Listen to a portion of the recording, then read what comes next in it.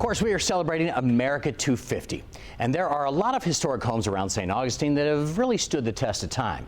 But today we're taking you to one of the oldest that has such an amazing history that seems to wrap up the entire history of the city all in one piece of property. Well, this right here is Avonlea Street. It is the oldest platted street in the United States. It goes all the way back to 1570. This is old downtown St. Augustine. To give you an idea, the plaza is right behind us. So a lot has changed here, but some things haven't. Like this place right here, the Ximinez-Fatio House. And we have Julia Brennan with us right now. Julie, good to see you. Good to see you. Thanks for having us out here today. So first of all, the name. Tell us about the name Ximinez-Fatio House. Absolutely. So we were named for our first owner, Andre Ximenez, who was from Ronda, Spain. He moved here, met his wife, and built this house as a wedding present.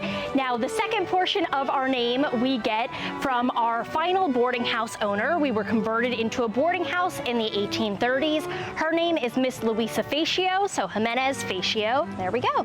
So Julia, this was the courtyard next to the orange groves. Now, the house here, the people who owned it lived upstairs, but the downstairs was something different. Why don't you take us through and explain what we're looking at here? Absolutely. So the bottom floor of the house was run as a series of stores. Okay. This room that we're currently entering was known as the general store.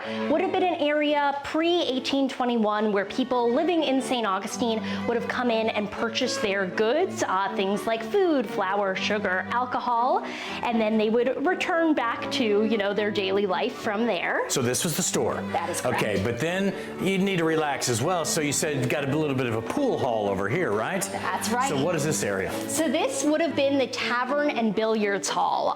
This is an area we could assume many, many fun nights had in here. But throughout the years, because this is the earliest part in our history, we have lost a lot of documentation and just an idea of what this area would have actually looked like. Okay, so again, it's fancy, but this is for the guests, the Ritz-Carlton. Explain what they would do in here. Yes, so once we became a boarding house in the 1830s, kind of like a hotel of the time, this room was converted into the dining room where any guests staying here were able to enjoy 3 meals a day, all handmade and served fresh here. Okay, so some of the guest rooms were also on this floor, but the family lived upstairs, so let's go take a look at that, okay? Yes. All right. All right, Julie, so this was the big balcony up here, and you got the bedrooms over there for the family. But again, this was one of the wealthiest houses right after we became a country.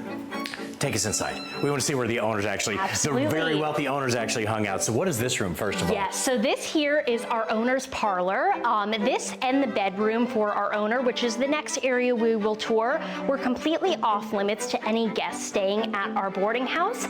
This was very much the more opulent area of the house, just showing the level of wealth. Okay, so here's one of the bedrooms. So this is really nice. It seems small by today's standards, but back then, late this would have been 1700s, ideal. this was it. So tell us about this room. Yes, so this is our owner's bedroom. Again, off limits to any guests staying here. We did have 3 consecutive female owners who ran the boarding house after Andre Ximenez lived here. So during that time, this would have been where they lived.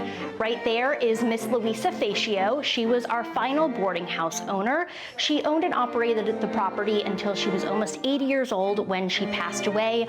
Under her ownership, we were really at the height of our success. At that point, once she passed away in 1875, hotels like Henry Flagler's were starting to be built, so the idea of a boarding house was kind of going downhill a little bit. We did sit empty. We had a couple of years that artists lived in the rooms and rented them out, but for the most part, we sat empty until a group called the National Society of Colonial Dames came in, really fixed our house from the ground up, and were able to open us as a museum in the 1940s. Well, this is really cool. I know we have to wrap up the tour right now, but with the breeze coming through, they angled it just right, the ocean breeze coming right through here. It's incredible. Can I just take a nap on the couch and call it a wish. day? Okay, well, maybe not. End of your day. Julia, thanks so much. Thank Appreciate you. you having us. Appreciate it. Very cool tour.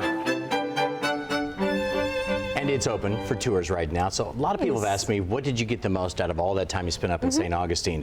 Of course, the history in St. Augustine, but how they were the leader in so many things. We talked about farm to table. They started the movement back in the 1800s.